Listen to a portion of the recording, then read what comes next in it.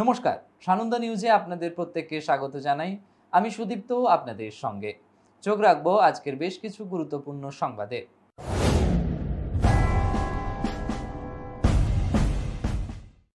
সোমবার সন্ধ্যায় ঝড় বৃষ্টিতে লন্ডভন্ড হল কেশিয়ারির বিস্তীর্ণ এলাকা। ঘরবাড়ি থেকে শুরু করে চাষের ফসলে যেমন ক্ষয়ক্ষতি হয়েছে তেমন ভেঙে গুড়িয়ে গেছে খাজরা মেলার জন্য তৈরি কাঠামো। উল্লেখ্য, সোমবার সন্ধ্যায় পশ্চিম মেদিনীপুরের বিভিন্ন এলাকার পাশাপাশি কেশিয়ারির একাধিক এলাকায় প্রবল ঝোড়ো হাওয়া বয়ে যায়, সঙ্গে বৃষ্টির দাপট। প্রাকৃতিক এই দুর্যোগে চাষের ক্ষতির পাশাপাশি ঝড়ে ওড়ে ঘরের চালা, ভাঙে গাছ এবং বিদ্যুতের খুঁটি। জানা গেছে সোমবার সন্ধ্যায় হঠাৎ কালো মেঘে ছেয়ে যায় এলাকা, পরে ঝড় ওঠে। হঠাৎ ঝড়ে লণ্ডভণ্ড হয়ে যায় এলাকার পরিবেশ। কেশিয়ারি খাজরা পঞ্চায়েতের একাধিক এলাকায় বেশ কয়েকটি গাছ ভেঙে পড়ে। ধান চাষের ব্যাপক ক্ষতি হয়েছে। ভেঙে পড়ে হাইটেনশন বিদ্যুৎ লাইনের 3টি টাওয়ার, ভেঙেছে মাটির বাড়ি। এছাড়াও খাজরা ফুটবল মাঠে মেলার জন্য তৈরি হওয়া প্যান্ডেল ঝড়ে লণ্ডভণ্ড হয়ে যায়। ঘমেলার নির্মীয়মান কাঠামো ভেঙে পড়ায় চিন্তায় আয়োজকরা। কমিটির উদ্যোক্তারা জানিয়েছেন, পূর্ব নির্ধারিত 20শে মার্চ উদ্বোধন খাজরা মেলা। নতুন করে প্যান্ডেল থেকে শুরু করে সমস্ত রকম ভাবে সাজানো হবে। কালকে ঝড়, শিলাবৃষ্টি, কালকে শিলাবৃষ্টি আর ঝড়। কটার দিকে হয়েছে? 7টা। তো দেখলাম তো প্রচুর গাছ ফাছ ভেঙে গেছে। একদম। আর কি কি ক্ষতি হয়েছে? ক্ষতি বলতে ঘরের অবস্থা তো একদম, অ্যাসবেস্টার একটাও ভালো নেই, সব শেষ হয়ে গেছে শিলাবৃষ্টি। আপনার কি ক্ষতি হয়েছে? আমার ওই যে অ্যাসবেস্টার গেছে, আর কাঁঠাল গাছ যা ছিল সব শেষ হয়ে গেছে।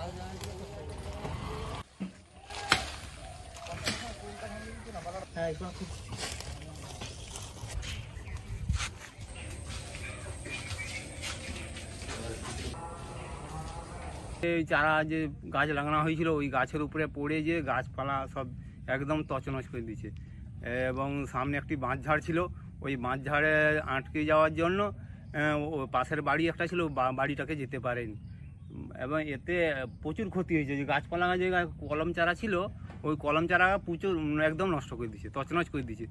কি ফ্যাক্টরি ছিল ওটা? ওইটা তোমার আগে লোহার ওই গোডাউন ছিল, ওই গোডাউনে সব ইয়ে হতো। এখন তো বন্ধ হয়ে গেছে, ওটা থাকেনি ওখানে।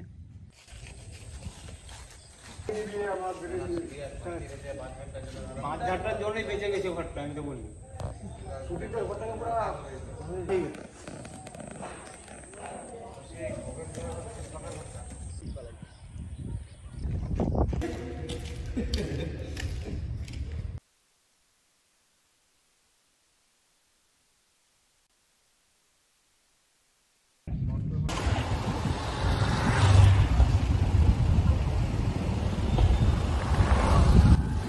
হঠাৎ একটা বাতাস এলো, একদম মানে 15 মিনিটের মধ্যে একদম যেমন সেই একদম ধূলিসাৎ করে চলে গেল। ঝড় বৃষ্টি, শিলার ওজন মানে 501 কিলো পর্যন্ত হবে। আমাদের ঘরের ক্ষতি হয়েছে প্রচুর, গাছপালার ক্ষতি হয়েছে, গাড়ির ক্ষতি হয়েছে, গরু জায়গা হয়ে গেছিলো। প্রশাসনের কাছে ক্ষতিপূরণ চাইবেন? হ্যাঁ, ক্ষতিপূরণ তো দরকার। কতগুলো বাড়ি এরকম এই গ্রামে হয়েছে? হ্যাঁ, 200 খানা।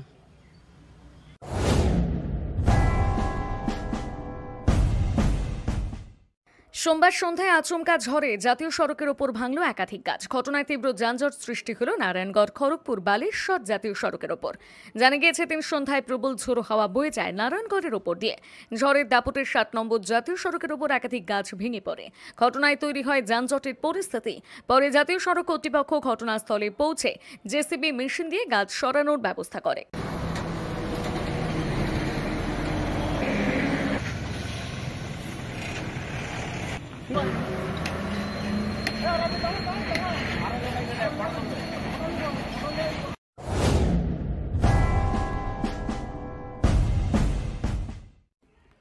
পশ্চিম মেদিনীপুর জেলার মোহনপুরে ফের প্রকাশ্যে তৃণমূলের গোষ্ঠীকন্দল।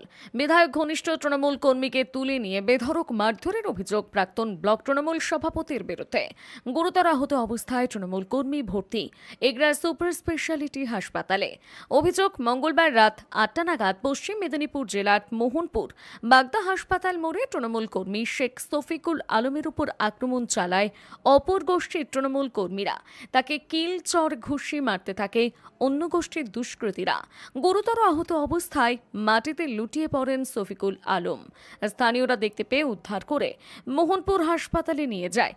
পরে এগরা সুপার হাসপাতালে রেফার করা হয়। প্রসঙ্গত 1 মাস আগে মোহনপুর ব্লক তৃণমূলের সভাপতি মানিক মাইতিকে সরিয়ে বিধায়ক বিক্রম প্রধানকে এই ব্লকের দায়িত্ব দেন অভিষেক ব্যানার্জি। মোহনপুর গ্রাম পঞ্চায়েত মেম্বার রেশমা আলমের স্বামী শফিকুল আলমের বাড়িতে বিধায়কের কার্যালয় খোলা হয়। সেই ঘটনাকে কেন্দ্র করে এই আক্রমণ বলে অভিযোগ করছেন বিধায়ক গোষ্ঠী। জানা গেছে, প্রাক্তন ব্লক তৃণমূলের সভাপতি মানিক মাইতির নেতৃত্বে মৌসি খান নামে দুষ্কৃতীকে দিয়ে এই আক্রমণ চালানো হয় বলে অভিযোগ করেন আক্রান্ত তৃণমূল কর্মী শফিকুল আলম। এই ঘটনায় এলাকায় চাপা উত্তেজনা রয়েছে। আমার স্বামী সে বাজারের উপরে সে হসপিটাল মোড়ের দিকে গিয়েছিলেন দোকানে চা খেতে গিয়ে, সেখানে একটা কক ডক্টরের চেম্বার আছে, অরুণগিরি নাম, তার চেম্বারে ছিলেন। সেখানে আমার গ্রামের রামপুরা গ্রামের 2-3 জনে এসেছিল, গল্প গুজব করছিল। দিয়ে তারপরে উনি সে আমাদের বাড়িতে আলু এসেছিল, ওনার পয়সা ছিল বাকি, সে পয়সা দিয়ে বেরিয়ে চলে এসে হট করে এসে কোথায় কলার ধরে টেনে নিয়েছে। টেনে তাকে ঘুষা নাকে মেরেছে, কানে মেরেছে, হাতের আঙ্গুলগুলো ভেঙে দিয়েছে, 2টা আঙ্গুল ভেঙে দিয়েছে, নাকের এখানে হাতটা ভেঙে দিয়েছে, মাথায় যে লাঠি পিটেছে, লাঠি মেরেছে, বুকের উপর, পায়ের উপর, মানে সে যেখানে সেখানে সে মেরে। কারা করেছে আতলাপাটি, মানে মানিক মাইতি ষড়যন্ত্রনায় যে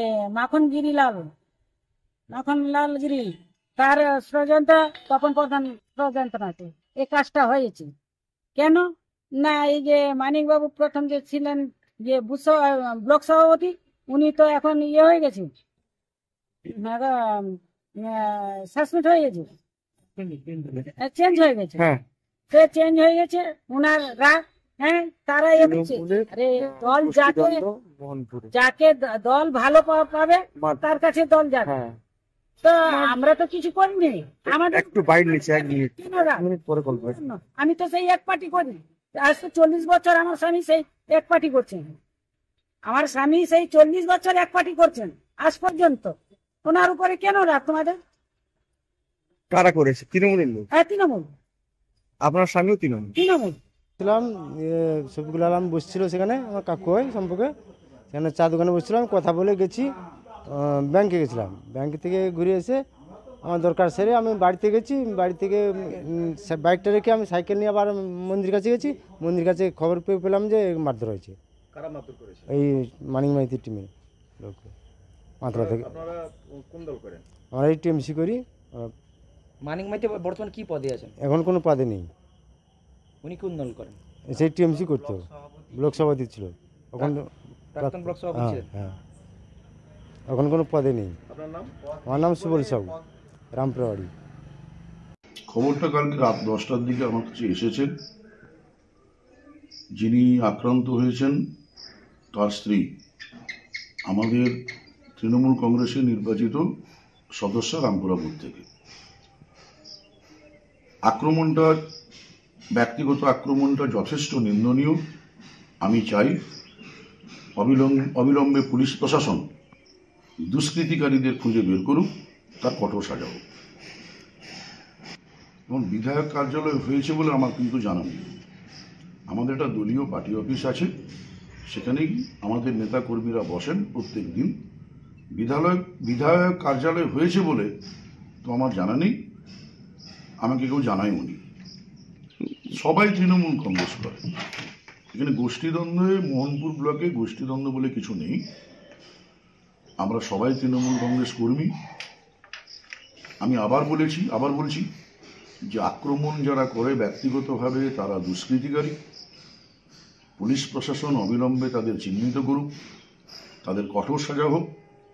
কিন্তু একই সাথে বলব, পুলিশ প্রশাসনকে আমি অনুরোধ করব যে সমস্ত ঘটনাটাকে খুঁটিয়ে নুটিয়ে তদন্ত করতে।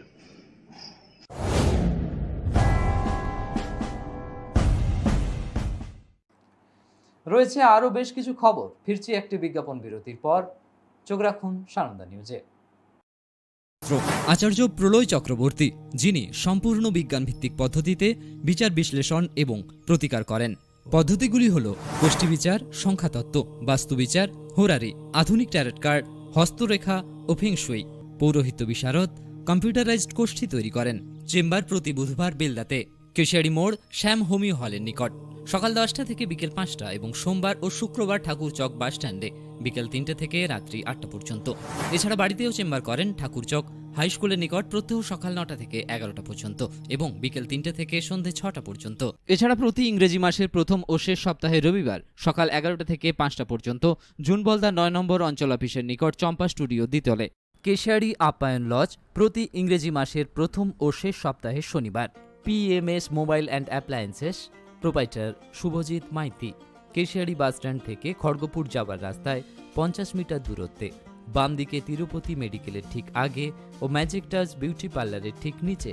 এখানে বাজাজ ফিন্যান্সের মাধ্যমে স্বল্প দামে মাসিক কিস্তিতে লোনের মাধ্যমে মোবাইল কেনার সুবিধা রয়েছে। জিরো ডাউন পেমেন্টেরও সুবিধা রয়েছে। এখানে সুলভ মূল্যে নামি দামি সমস্ত কোম্পানির মোবাইল পাওয়া যায় এবং মোবাইলের সমস্ত অ্যাক্সেসরিজ পাওয়া যায়। নতুন মোবাইল কিনলেই পেয়ে যাচ্ছেন একটি মোবাইল স্ট্যান্ড, একটি নেক ব্যান্ড হেডফোন, গ্লাস এবং ব্যাক কভার সম্পূর্ণ বিনামূল্যে। কম দামে ভালো মোবাইলের একমাত্র ঠিকানা PMS mobile and appliances. PMS mobile and appliances. প্রখ্যাত হস্তরেখাবিদ, কলকাতা তথা ভারত বিখ্যাত বেদ বিভূষণ ও বেদ ব্রহ্মশ্রী উপাধিপ্রাপ্ত জ্যোতিষাচার্য শ্রী চন্দন শাস্ত্রী, পৌরোহিত্য বিশেষজ্ঞ, জ্যোতিষ শাস্ত্রী, হরোস্কোপ ও গ্রহরত্ন বিশেষজ্ঞ, জ্যোতিষ ভারতী, জ্যোতিষ আচার্য, জ্যোতিষ টপ 10 2016, জ্যোতিষ তিলোত্তমা, কাল সর্পযোগ, মাঙ্গলিক যোগ, বাস্তুদোষ, বিবাহে বাধা, ব্যবসায় বাধা, দাম্পত্য কলহ, অবৈধ সম্পর্ক, গোপন শত্রুতা, শত্রু দমন, অকারণে ঋণগ্রস্ত, মামলা মোকদ্দমা বা যে কোনো সমস্যার জন্য আজই যোগাযোগ করুন। চেম্বার নিজ গৃহ মন্দির, রবীন্দ্রনগর, বেলদা, পশ্চিম মেদিনীপুর। প্রতি শনিবার সকাল 9টা থেকে রাত 8টা পর্যন্ত। যোগাযোগের নাম্বার 9679722457 অথবা বুকিং করুন এই নাম্বারে 9733839133। মনে রাখবেন, অগ্রিম বুকিং অনিবার্য। জয় গুরু অটো, আমরা এগোবো আপনাদেরকে সঙ্গে নিয়েই। ব্যাটারি চালিত থেকে পেট্রোল চালিত, মোপেড থেকে স্কুটি ও বাইক থেকে সুপার বাইক পাইবার একমাত্র বিশ্বস্ত প্রতিষ্ঠান জয়গুরু অটো। আপনাদের শহর কেশিয়ারি বাসস্ট্যান্ড থেকে খড়গপুর যাবার রাস্তায় সেন্ট পল ইংলিশ মিডিয়াম স্কুলের নিকট। এখানে ইলেকট্রিক স্কুটি অ্যাডভান্স বুকিং এর উপর রয়েছে 10,000 টাকা পর্যন্ত ছাড়। এছাড়াও অন্যান্য গাড়ির বুকিং এর উপর রয়েছে অফুরন্ত গিফট, নতুবা রয়েছে 5 লিটার পেট্রোল ও একটি করে হেলমেট। আজই চলে আসুন আপনাদের নিকটবর্তী TVS কোম্পানির অথরাইজড শোরুম জয়গুরু অটোতে। নামমাত্র ডাউন পেমেন্টে অল্প ডকুমেন্টস দিয়েই আপনারা পেয়ে যাবেন আপনাদের স্বপ্নের TVS বাইক। আরও বিশদে জানতে যোগাযোগ করুন স্ক্রিনে দেওয়া নাম্বারে।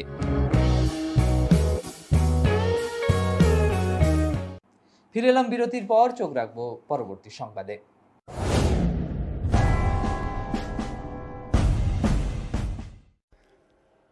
মঙ্গলবার দুপুরে মালদা জেলার মানিকচক থানার সিমনটোলা এলাকায় ঘটল বিধ্বংসী অগ্নিকাণ্ড। আগুনে পুড়ে ছাই একাধিক বাড়ি, ক্ষতিগ্রস্ত পরপর 7টি বাড়ি, ঝলসে গেছে গৃহস্থের বাড়ির পোষা ছাগল। ঘটনায় বিদ্যুৎ বিভাগের বিরুদ্ধে ক্ষোভ এলাকাবাসীর। অভিযোগ, বাড়ির ওপর দিয়ে একাধিক বিদ্যুতের তার যাওয়ার কারণে এই বিপদ। জানা গেছে, মঙ্গলবার দুপুরে সিমনটোলা বাঁধ এলাকায় হঠাৎ করে উৎপল মণ্ডল এবং কল্পনা মণ্ডলের বাড়িতে আগুন লেগে যায়। প্রচণ্ড হাওয়া থাকায় দাউ দাউ করে জ্বলতে শুরু করে আগুন। মুহূর্তের মধ্যে আগুন ছড়িয়ে পড়ে আশেপাশের বাড়িতে। ঘটনায় 2টো বাড়ি পুড়ে একেবারে নিশ্চিহ্ন হয়েছে। সব মিলিয়ে 7টি বাড়ি পুড়ে ক্ষতিগ্রস্ত হয়। তড়িঘড়ি স্থানীয় বাসিন্দারা আগুন নিয়ন্ত্রণ করতে হাত লাগান। যে যার মতো করে জল তুলে আগুন নেভাতে চেষ্টা করে। ভয়াবহ অগ্নিকাণ্ডের ঘটনায় 6টি ছাগল পুড়ে মারা গিয়েছে বলে জানা যায়। তবে আগুন লাগার পেছনে বিদ্যুৎ দপ্তরের উদাসীনতাকে দায়ী করেছেন এলাকার বাসিন্দারা। স্থানীয় বাসিন্দাদের অভিযোগ, গ্রামের বাড়িগুলোর ওপর দিয়ে একাধিক বিদ্যুতের তার গেছে। সেই খোলা তার একে অপরের সঙ্গে সংঘর্ষ হতে আগুন লেগে বিপত্তি ঘটে।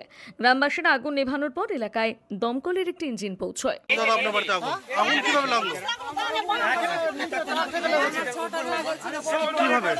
কি দিয়ে আগুন লাগলো, কিভাবে, কি কি ক্ষতি হয়েছে আপনার বাড়িতে? মানে ইলেকট্রিক তারে ফল্ট হয়ে 11,000 যেটা তার আছে ওটা ফল্ট হয়ে বাঁশের মধ্যে টাচ হয়ে আগুনটা লাগে। কটা বাড়ি পুড়েছে আপনাদের এখানে?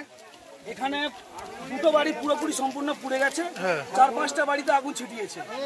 যখন আগুন লাগে গ্রামবাসী হাল্লা করে চেঁচামেচি করে, আমরা ছুটে আসি।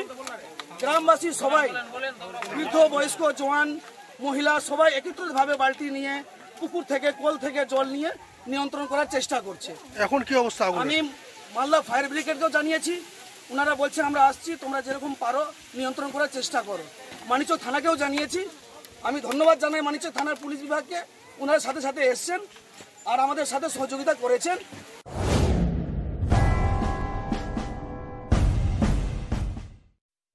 বিজেপি পরিচালিত মালদার হবিবপুর পঞ্চায়েত সমিতিতে টেন্ডার দুর্নীতির অভিযোগ। সোলার লাইট প্রকল্পে অনলাইনের পরিবর্তে অফলাইন টেন্ডার করার অভিযোগ উঠেছে। টেন্ডার বাতিলের দাবিতে সরব তৃণমূল, তদন্তের নির্দেশ জেলা প্রশাসনের, যদিও অভিযোগ অস্বীকার করেছে বিজেপি। মালদায় বিজেপি পরিচালিত একমাত্র পঞ্চায়েত সমিতি হবিবপুর স্থানীয় বিধানসভা এমনকি লোকসভা আসনও বিজেপির দখলে।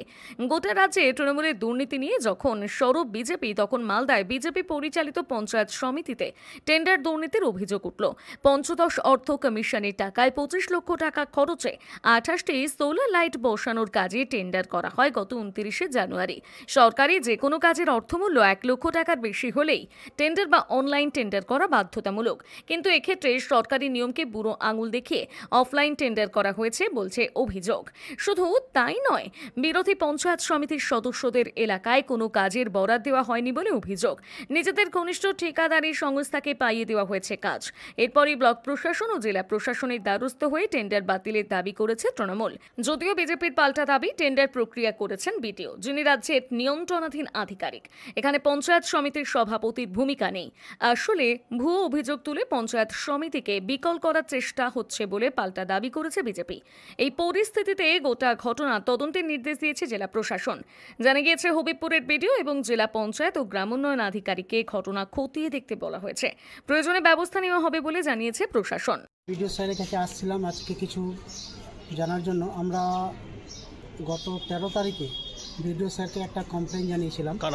আমরাই বিরোধী পক্ষ টিএমসির তরফ থেকে গত 29/1/2025 তারিখে, যার মেমো নাম্বার হচ্ছে 33/HBP, একটা অফলাইন টেন্ডার হয়েছিল, ম্যানুয়ালি টেন্ডার হয়েছিল, যা সম্পূর্ণ অবৈধ। এবং এই টেন্ডার প্রক্রিয়ায় আমাদেরকে সম্পূর্ণভাবে একদম বঞ্চিত করা হয়েছে। আমাদেরকে কোনো রকম কিছু জানানো হয়নি। কারা করেছে? এবং এটা বিজেপি পরিচালিত আমাদের পূর্ত কর্মাধ্যক্ষ, সভাপতি এবং বিডিও সাহেব এটার মধ্যে এই প্রক্রিয়া সম্পন্ন করেছেন। ইহা আমাদের কাছে সম্পূর্ণ অবৈধ এবং অবৈধভাবে এই টেন্ডার প্রক্রিয়া করা হয়েছে। কার বিরুদ্ধে? বিজেপি পরিচালিত যে পঞ্চায়েত সমিতি আছে, ওনারাই তো টেন্ডার পরিচালনা করেছেন। এবং এই প্রক্রিয়া যাতে সম্পূর্ণ অবৈধ, এই টেন্ডার যাতে ক্যান্সেল করা হয়, তার জন্য আমরা বিডিও সাহেবের কাছে আমরা লিখিত একটা কমপ্লেন দিয়েছিলাম সম্পূর্ণ মেম্বাররা মিলে। এবং আমরা বিডিও সাহেবের কাছ থেকে কোনো সদুত্তর পাইনি। এই পরিপ্রেক্ষিতে আমরা জেলা নেতৃত্বের কাছে এবং জেলা অফিসে ডিএম, এডিএম, এসডিও এবং ডিপিআরডিওকে আমরা কমপ্লেন কপি দিয়ে এসেছি। নমস্কার। হবিবপুর ব্লকে আমাদের এখানে বিজেপির পঞ্চায়েত সমিতি গঠন করেছে। এখানে গত 29/1/2025 তারিখ একটা অফলাইন টেন্ডার ওপেনিং করেছে। সেইখানে দেখেছি আমিও, এখানে একতরফাভাবে টেন্ডারটা করা হয়েছে। কারণ এখানে আমাদের দলেরও 13খানা পঞ্চায়েত সমিতির মেম্বার আছে। সেই 28টা লাইটের যে টেন্ডার করা হয়েছে তার মধ্যে আমাদের মেম্বারের একটাও নাই। এটা সম্পূর্ণ বিজেপির মেম্বারদের কাজ আছে। তাই এই টেন্ডারটাকে আমরা জালিয়াতি বা একতরফাভাবে করেছে, দুর্নীতি করেছে, এই টেন্ডারটাকে আমরা বাতিল করার জন্য দাবি করেছি। আমরা দেখতে পেলাম হবিবপুর পঞ্চায়েত সমিতিতে তৃণমূল দল এবং সেখানকার মেম্বাররা বিভিন্ন জায়গায় কমপ্লেন করেছে যে হবিবপুরের পঞ্চায়েত সমিতির সভাপতি টেন্ডারে দুর্নীতি করেছে। তার নিজের লোককে সমস্ত সোলারের টেন্ডার পাইয়ে দিয়েছে। কিন্তু এইটা তৃণমূল দল ভুলে যাচ্ছে যে এই টেন্ডারটা সভাপতি করে না, বিডিও করে, এবং ভিডিওটা রাজ্য সরকারের অধীনে। স্বাভাবিকভাবেই এইসব ভুয়ো অ্যালিগেশন তুলে পঞ্চায়েত সমিতিকে বিকল করার যে প্রচেষ্টা তৃণমূল চালাচ্ছে সেটা মানুষ কোনোদিনই মেনে নেবে না, আর এতে আমরাও হতে দিব না। এবং প্রথমত টেন্ডারের একটা নিয়ম আছে, টেন্ডার সবচেয়ে অনলাইনে হয়, অফলাইনে এখন টেন্ডার উঠে গেছে। তো টেন্ডার যদি অনলাইনে হয় তাহলে টেন্ডার প্রসিডিওরটা ঠিক করতে হবে, অল কনসার্নকে জানাতে হবে, সবকে জানতে এগুলো জানতে পেরেছে কিনা এটা দেখতে হবে। আর যদি এটা না করে থাকেন এটা দুর্নীতিকে প্রশ্রয় দিচ্ছে, সুতরাং তার বিরুদ্ধে জেলা সমর্থন অধিকার আছে, তিনি অ্যাকশন নিতে পারেন। সাংসদও দেখা যাচ্ছে বিজেপির, বিধায়কও বিজেপির, সভাপতি বিজেপির। বিজেপির সবাই থাকুক, আইনটা তো আর বিজেপির হতে পারে না, আইনটা দেশের আইন যেটা আছে সেটা মানতে হবে। এখানে অফলাইনে টেন্ডার হয়েছে আর ওনাকে জানানোই হয়নি সেটা। অফলাইন আর অনলাইনে 1 লক্ষ টাকার উপর যদি কোনো কিছু হয় তাহলে তাকে অনলাইনে টেন্ডার করতে হবে। অভিযোগটা পাওয়ার পরে আমি ডিপিআরডিও সাহেবকে বলেছি, বিডিও সাহেবকে বলেছি যে অভিযোগটা খতিয়ে দেখতে। আর সেখানে যদি এরকম থাকে যে এই প্রকিউরমেন্ট যেটা আমাদের আছে, যেখানে এই টেন্ডার দিয়ে আমাদেরকে 1 লাখ টাকার উপরে কাজ হলে করতে হয়, সেই প্রভিশনকে যদি কেউ বাইপাস করে থাকে তাহলে তার এগেনস্ট আমরা অ্যাকশন নেব। আর বিডিও সাহেবকেও আমি বলেছি দেখে নেওয়ার জন্য, আর ওনাকে আমি সাজেস্ট করেছি যে তাড়াতাড়ি যাতে উনি এই টেন্ডারটাই করে দেন। তো এইভাবে আমরা বিষয়টাকে মেটানোর চেষ্টা করছি।